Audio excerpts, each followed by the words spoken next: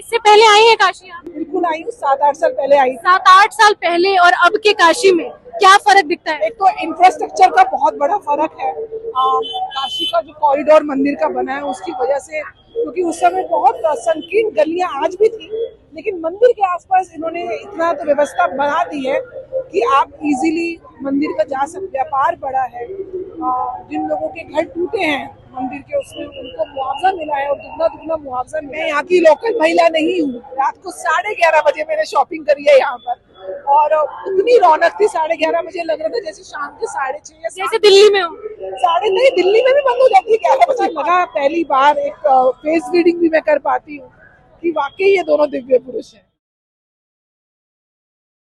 इस वक्त मैं मौजूद हूँ गिरजाघर चौराहा पर और आप देख सकते हैं कि हालांकि नरेंद्र मोदी का जो काफिला था वो यहाँ से गुजरकर जा चुका है, जनता से वो मिल चुके हैं, रोड शो उनका हो चुका है, लेकिन जनता का जो उत्साह है वो कम होने का नाम नहीं ले रहा है। यहाँ पे आप देख सकते हैं इस वक्त भी चकाचौंध जो है पूरा वाराणसी सज रखा है और यहाँ पर लोग लगातार बढ़ते जा रहे हैं, कम नहीं हो रहे हैं। तो आइए उनसे जानते हैं कि ये जो उत्साह है उसकी आखिर वजह क्या है, आखिर क्यों नरेंद्र मोदी से इतना प्यार करते हैं। तो इस वक्त मेरे साथ मौजूद है डॉक्टर नीति।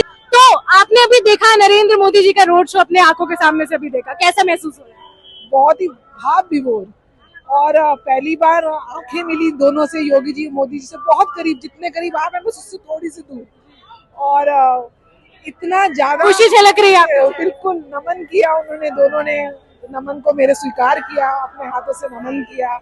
और एसपीजी के कमांडोज थोड़े से, क्योंकि सिक्योरिटी इस समय मेजर इशू है, सो दे वर पुशिंग अस बैक। तो Yogi ji was very concern कि किसी को धक्का ना लगे, किसी को कोई अनकंफर्टेबलनेस ना हो।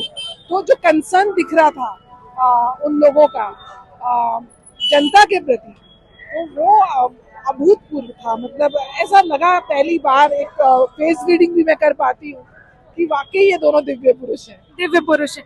वाराणसी की ये जो जनता है ये स्पष्ट रूप से समझ आ रहा है कि नरेंद्र मोदी को बहुत प्यार करती है। यहाँ पे आज लाखों की संख्या में लोग मौजूद थे। तो क्या लगता है इतना प्रेम जो है वाराणसी की जनता क्यों करती है आखिर गुजरात के एक लड़के से? प्रेम इसलिए करती है क्योंकि प्रेम मिला है। प्रेम कभी आप किसी को शब्दों में बयान नहीं कर सकते, महसूस कर सकते हैं, क्योंकि जनता को कहीं ना कहीं उनके द्वारा प्रेम मिला है और जनता ने भी उनको प्रेम दिया है। तो एक प्रकार से जो प्रेम का आदान प्रदान है वो साक्षात दिखता है जनता का भी और उनके प्रति। मैं देख रही हूँ यहाँ पे देश के कोने कोने से लोग आए हुए हैं, अपने खर्चे पर आए हुए हैं। यहाँ पे बहुत बुरी हालत है क्योंकि भीड़ बहुत ज्यादा है, छोटा शहर है, उसके बाद भी हर चीज की अवेलेबिलिटी भी बहुत रिस्ट्रिक्टेड है। उसके बाद भी लोगों को कितनी गर्मी में भी जो उत्साह है, जो सेलिब्रेशन है, जो उनका प्रेम है, वो देखते ही उमड़ रहा है। और कहीं ना कहीं आज क्योंकि मेरा साक्षात्कार आंखें से आंखें मिली योगी जी और मोदी जी से, तो उतना ही वो प्रेम मुझे लगता है वो अपने देश की जनता से करते हैं। इससे पहले आई है काशी आप? बिल्कुल आई हूँ, 7-8 साल पहले आई। 7-8 साल पहले और अब के काशी में क्या फर्क दिखता है? बहुत फर्क दिखता है। एक तो इंफ्रास्ट्रक्चर का बहुत बड़ा फर्क है। काशी का जो कॉरिडोर मंदिर का बना है उसकी वजह से, क्योंकि उस समय बहुत संकीर्ण गलियां आज भी थी, लेकिन मंदिर के आसपास इन्होंने इतना तो व्यवस्था बना दी है कि आप इजीली मंदिर का जा सकते हैं। बहुत ही सिस्टमेटिक तरीके से कॉरिडोर बना है और इतनी भीड़ के बाद भी पूरी व्यवस्था ऐसी है कि आप अच्छे से दर्शन कर पाएं और बिना किसी अवरोध के दर्शन कर पाएं। और ओवरऑल काशी का जो मैं आर्थिक विकास देख रही हूँ, लोगों से सुन रही हूँ कि 3-4 दिन से यहाँ पर हूँ, जो फीडबैक मिल रहा है, लोगों का व्यापार बढ़ा है। जिन लोगों के घर टूटे हैं मंदिर के, उसमें उनको मुआवजा मिला है और दुगना दुगना मुआवजा मिला है। तो कहीं ना कहीं लोग एक प्रकार से सांस्कृतिक जो हमारे देश की चेतना का जो जागरण हुआ है, जो विरासत और विकास की मोदी जी और योगी जी बात करते हैं, तो जिस प्रकार से विरासत और सांस्कृतिक चेतना के लिए काम किया है, उसके साथ विकास भी आर्थिक रूप से दिखा है।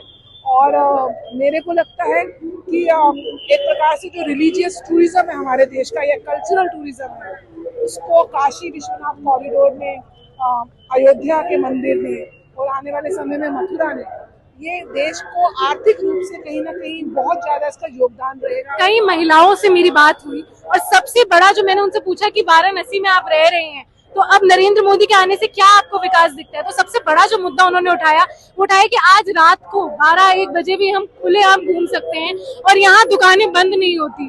तो ये रात को भी सब कुछ जलता रहता है, जगमग रहता है और महिलाएं सुरक्षित महसूस करती। तो क्या लगता है मोदी जी के लिए सबसे बड़ी अचीवमेंट है यहाँ के सांसद के तौर पर? देखिए, मैं यहाँ की लोकल महिला नहीं हूँ। रात को 11:30 बजे मैंने शॉपिंग करी है यहाँ पर, और इतनी रौनक थी। 11:30 बजे लग रहा था जैसे शाम के 6:30 या जैसे दिल्ली में हो। साढ़े नहीं, दिल्ली में भी बंद हो जाती है 11 बजे मार्केट।